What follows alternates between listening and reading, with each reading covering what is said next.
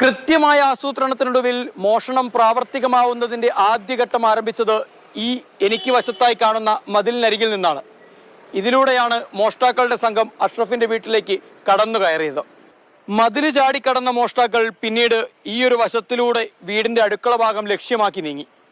പിന്നീട് മുൻവാതിലും പിൻവാതിലും തകർക്കാൻ കഴിയുമോ എന്ന ശ്രമം അത് പരാജയപ്പെട്ടതോടെ വീടിന്റെ അടുക്കളയുടെ ജനാലക്കരികിലേക്ക്.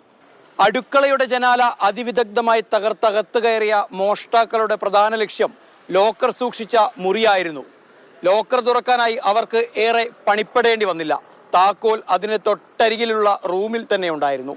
ഇത് തന്നെയാണ് മോഷ്ടാക്കൾ സ്ഥലപരിചയം കൃത്യമായുള്ളവരാണ് എന്ന നിഗമനത്തിലേക്ക് അന്വേഷണ സംഘത്തെ എത്തിക്കുന്നതും.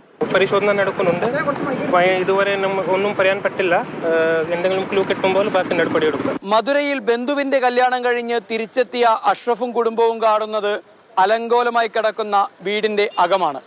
പിന്നീട് നടത്തിയ പരിശോധനയിലാണ് ഇത്ര വലിയ കവർച്ച ഈ വീടിനകത്ത് നടന്നുവെന്നത് ഈ കുടുംബം പോലും ഞെട്ടലോടെ മനസ്സിലാക്കുന്നത്. കറക്റ്റായിട്ട് തന്നെ നമ്മളെ ലോക്കറുള്ള സ്ഥലം വരെ അവർക്ക് മനസ്സിലായിന്. അത് ഇതുണ്ട്, അത് 2 അലമാരിലുണ്ട്. ഒരു അലമാരിൽ വെച്ച് അത് പൂട്ടി, ചാവി വേറൊരു അലമാരിൽ വെച്ചിട്ട് അത് പൂട്ടിയിട്ടാണ് അവർ പോയത്. അഷ്റഫിന്റെ വീട്ടിൽ നിന്നും മണം പിടിച്ച് പുറത്തേക്കോടിയ പോലീസ് നായ ഒടുവിലെത്തിയത് റെയിൽവേ ട്രാക്കിലേക്ക്. അവിടെ നിന്നും ട്രാക്കിലൂടെ അല്പദൂരം ഓടി വളപട്ടണം റെയിൽവേ സ്റ്റേഷനിൽ പോലീസ് നായ നിന്നു. മോഷ്ടാക്കൾ അവിടെ നിന്ന് പണമടങ്ങിയ ബാഗുകളുമായി പുറത്തേക്ക് രക്ഷപ്പെട്ടു എന്നാണ് പോലീസിന്റെ നിഗമനം. പരിസരം ചിരപരിചിതമാക്കിയവരുടെ നേതൃത്വത്തിലാണ് മോഷണം നടന്നതെന്ന പ്രാഥമിക നിഗമനത്തിലാണ് പോലീസ്. റൂറൽ SP തന്നെ നേരിട്ടെത്തി കാര്യങ്ങൾ വിലയിരുത്തിയതോടെ കേസിനൊരു പുതിയ മാനം കൈവന്നു. ഇനി ശാസ്ത്രീയ തെളിവുകൾക്കുള്ള കാത്തിരിപ്പാണ്, അതിനുള്ള തയ്യാറെടുപ്പുകളാണ്. കണ്ണൂർ വളപട്ടണത്ത് നിന്നും ഷാജു ചന്തപുരയ്ക്കൊപ്പം സാരംഗ് സുരേഷ്, മാതൃഭൂമി ന്യൂസ്.